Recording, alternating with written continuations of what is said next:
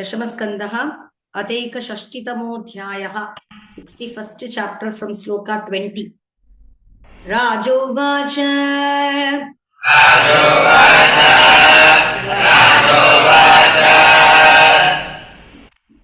कथं रुक्मि अरिपुत्राय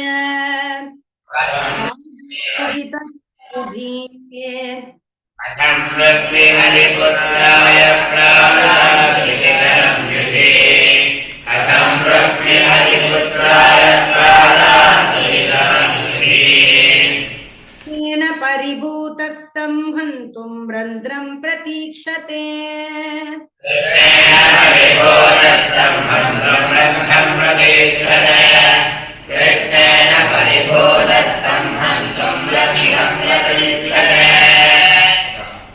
तदाख्याहि मे विद्वन्द्विषोर्वैवाहिकं मितः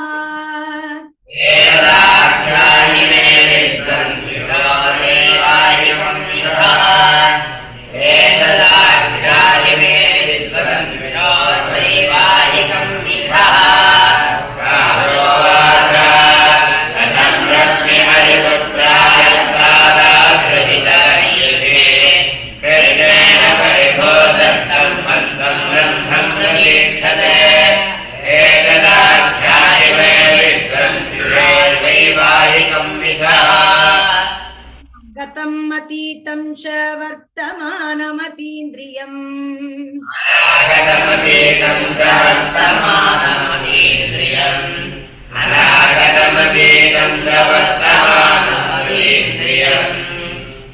इष्टं व्यवहितं सम्यक् पश्यन्ति योगिनः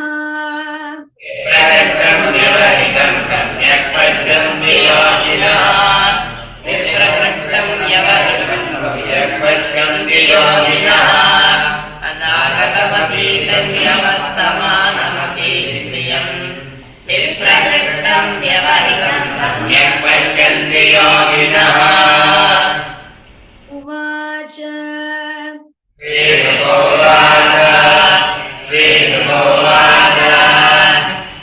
स्वयंवरे साक्षादनङ्गुङ्गयुतस्तया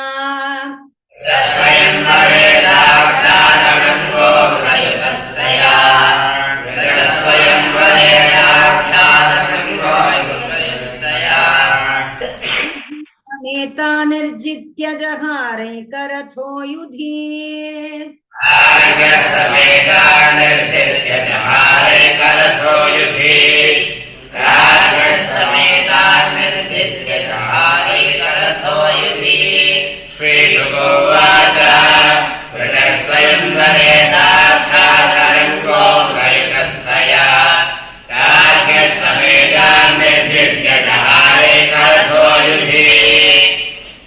यप्यनुस्मरन् वैरं रुक्मी कृष्णावमानितः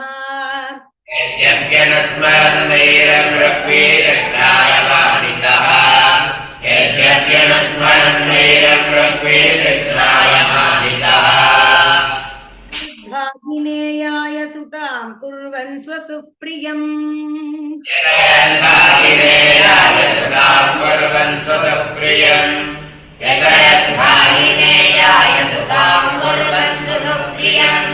यद्यप्यनुस्मरन् वैरं रुक्मी कृष्णावमानितः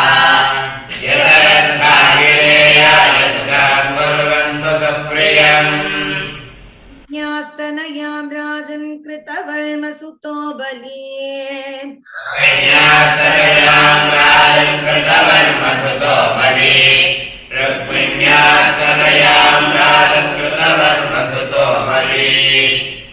ये मे विशालाक्षीं कन्यां चारुमतीं किल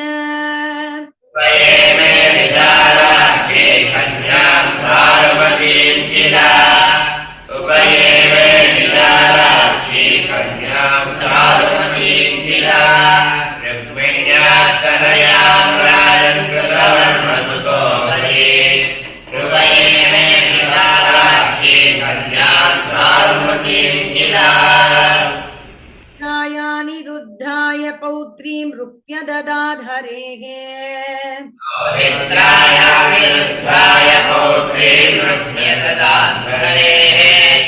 दोहित्राय पौत्रे प्रत्यगजाधरेः सनाबद्धवैरोऽपि स्वसुः प्रियचिकीर्षया रोचनां बद्धवीरोऽपि स्वसप्रियचिकीर्षया रोचनां बद्धवीरोऽपि स्वसप्रियचिकीर्षया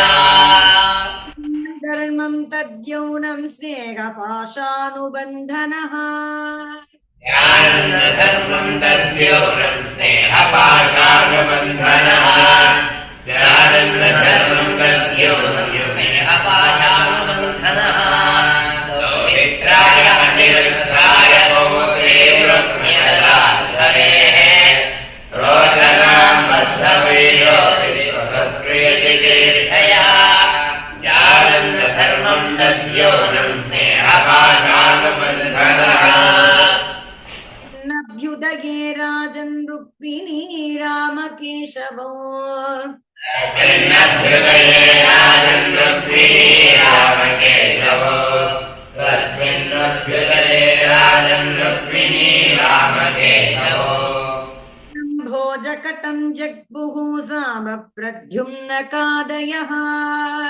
पुरम्भोजकटं जग्मुः सामप्रद्युम्नकादयः पुरम्भोजकटं जग्मुः सामप्रद्युम्नकादयः तस्मिन्नभ्युदये राजन् रुक्मिणी रामकेशवो पुरम्भोजकटं जग्मुः सामप्रद्युम्नकादयः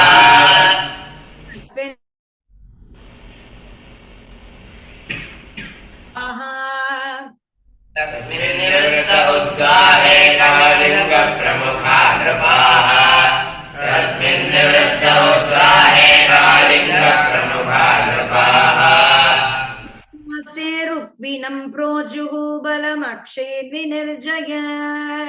वृत्तास्ते रुक्मिणं प्रोजुः बलमक्षेर्विनिर्जय वृत्तास्ते रुक्मिणं प्रोजुः बलमक्षेर्विनिर्जय तस्मिन्निवृत्त उद्गारे कालिङ्गप्रमुखा नृपाः वृत्तास्ते रुक्मिणं प्रोजुः बलमक्षेर्विनिर्जय यो ह्ययं राजन्नपि तद्व्यसनं वहत् अक्षज्ञोऽयं राजन्नपि तद्व्यसनं वहत् अनक्षज्ञोऽयं राजन्नपि तद्व्यसनं वहत्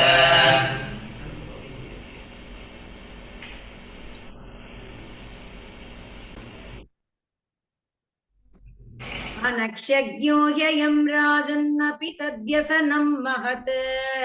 अनक्षज्ञोऽयं राजन्नपि तद्व्यसनं महत् अनक्षज्ञोऽयं राजन्नपि तद्व्यसनं महत्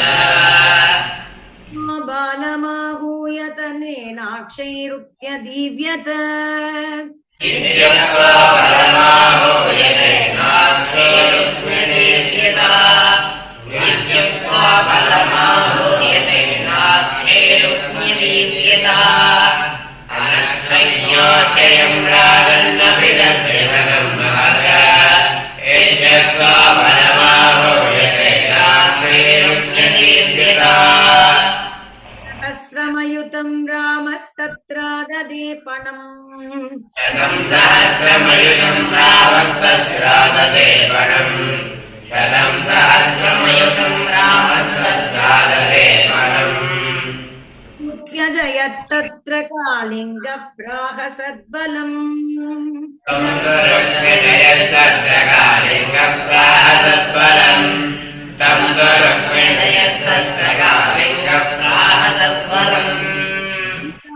सन्दर्शयन्नुच्चैहीनामृष्यत्तद्बलायुधः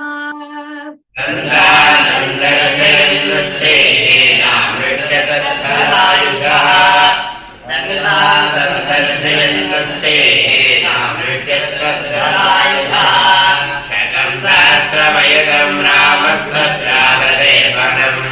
तन्तुरुक्मिषयत्तत्र कालिङ्गः प्राह सद्बलम् गन्धां सन्दर्शयन्नुच्चैहीनामृषयत्तद्बलायुधः संरुप्य गृह्णाद्लहं तत्र जयद्बलः ततोलक्ष्यं रुक्मिगृह्णाद्बलं तत्रादयद्बलः ततोलक्ष्यं रुक्मिगृह्णाद्बलं तत्रादयद्बलः मानहमित्याह रुक्मी कैतवमाश्रितः विद्यमानः रुक्मीदैतवमाश्रितः विद्यमानः रुक्मीदैतवमाश्रितः ततोलक्ष्यं रुक्मिगृह्णाद्बलं तत्रादयद्बलः विद्यमानः रुक्मीदैतवमाश्रितः नाक्षुभिदः श्रीमान् समुद्र इव पर्वणि मन्युनाक्षुभिदः श्रीमान् समुद्र इव पर्वणि मन्युनाक्षुभिदः श्रीमान् समुद्र इव पर्वणि यारुणाक्षोतिरुषान्यर्बुदं ग्लहमाददे दात्यारुणाक्षोतिरुषान्यर्बुदं ग्लहमाददे दात्यारुणाक्षोतिरुषान्यर्बुदं ग्लहमाददे मन्युनाक्षुभिदः श्रीमान् समुद्र इव पर्वणि दात्यारुणाक्षोतिरुषान्यर्बुदं ग्लहमाददे चापि जितवान् रामः धर्मेण छलमाश्रितः तथापितवान् रामः धर्मेण छलमाश्रितः तथापितवान् रामः धर्मेण छलमाश्रितः तं मया त्रीमे वदन्तुः प्राश्निका इति मया प्रेमे वदन्तु प्राश्निका इति रुक्मीतं मया प्रेमे वदन्तु प्राश्निका इति तञ्चापि जितवान् रामः धर्मेण छलमाश्रितः रुक्मीतं मया प्रेमे वदन्तु प्राश्निका इति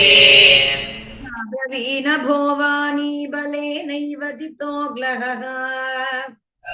ब्रवीण भोवानी बलेनैव जितो ग्लहः तदा ब्रवीण भोवानी बलेनैव जितो ग्लहः वचनेनैव रुक्मी वदति वै मृषा वचनेनैव रुक्मी वदति वै मृषा धर्मतो वचनेनैव रुक्मी वदति वै मृषा तदा ब्रवीण भोवानी बलेनैव जितो ग्लहः धर्मतो वचनेनैव रुक्मी वदति वै मृषा नादृत्य वैदर्भो दुष्टराजन्यचोदितः अनादृत्य वैदर्भो दुष्टराजन्यचोदितः रामनादृत्य वैदर्भो दुष्टराजन्यचोदितः कनं परिहसन् बभाषे कालचोदितः कर्षणं परिहसन् भाषे कालचोदितः संघर्षणं परिहसन् भाषे कालचोदितः कामनाधृत्य वैदर्भो दुष्टराजन्यचोदितः संघर्षणं परिहसन् भाषे कालचोदितः रक्षको विदायूयं गोपालावनगोचराः याचको विदायूयं गोपालावनगोचराः नैवाक्षको विदायूयं गोपालावनगोचराः चैर्दीव्यन्ति राजानो बाणैश्च नभवादृशाः अक्षेर्दीव्यन्ति राजानो बाणैश्च नभवादृशाः अक्षेर्दीव्यन्ति राजानो बाणैश्च नभवादृशाः नैवाक्षको विदायूयं गोपालावनगोचराः अक्षेर्दीव्यन्ति राजानो बाणैश्च नभवादृशाः विनैवम् अधिक्षिप्तो राजभिश्चोपहासितः विनैवम् अधिक्षिप्तो राजभिश्चोपहासितः विनैवम् अधिक्षिप्तो राजभिश्चोपहासितः परिघमुद्यम्य जग्ने तं नृम्न संसदि परिघमुद्यम्य जग्ने तं नृम्न संसदि परिघमुद्यम्य जग्ने तं नृम्न ब्रह्म संसदि रुक्मिणीवमधीक्षिप्तो राजभिश्चोपहासितः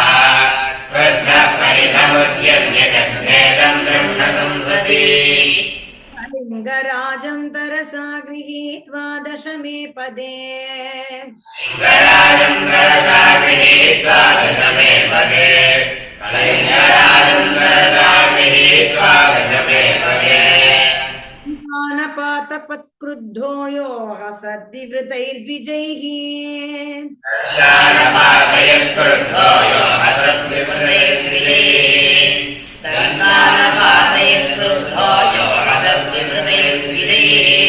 कलिङ्गराजम् तरसा गृहीत्वा दशमे पदे दानपातयत्क्रुद्धो यो हसद्विवृतैर्द्विजैः ये निर्भिन्नबाहूरुशिरसो रुधिरोक्षिताः ये निर्भिन्नबाहूरुशिरसोरुधिरोक्षिताः अन्ये निर्भिन्नबाहूरुशिरसोरुधिरोक्षिताः जानोदुद्रुवुर्भीता बलेन परिघार्दिताः राजानोदुद्रुवुर्भीता बलेन परिघार्दिताः राजानोदुद्रुवुर्भीता बलेन परिघार्दिताः अन्ये निर्भिन्नबाहूरुशिरसोरुधिरोक्षिताः राजानोदुद्रुवुर्भीता बलेन परिघार्दिताः रुक्मिणिश्यालेन ब्रवीत् साध्वसाधु वा यदे रुक्मिणिश्यालेन ब्रवीत् साध्वसाधु वा निहते रुक्मिणिश्यालेन ब्रवीत् साध्वसाधु वा बलयो राजन् स्नेहभङ्गभयाधरिः बलयो राजन् स्नेहभङ्गभयाधरिः रुक्मिणीबलयो राजन् स्नेहभङ्गभयाधरिः निहतो रुक्मिणिश्यालेन ब्रवीत् साध्वसाधु वा रुक्मिणीबलयो राजन् स्नेहभङ्गभयाधरिः निरुद्धं सह सूर्ययावरम् निरुद्धं सह सूर्ययावरम् ततो निरुद्धं सह सूर्ययावरम्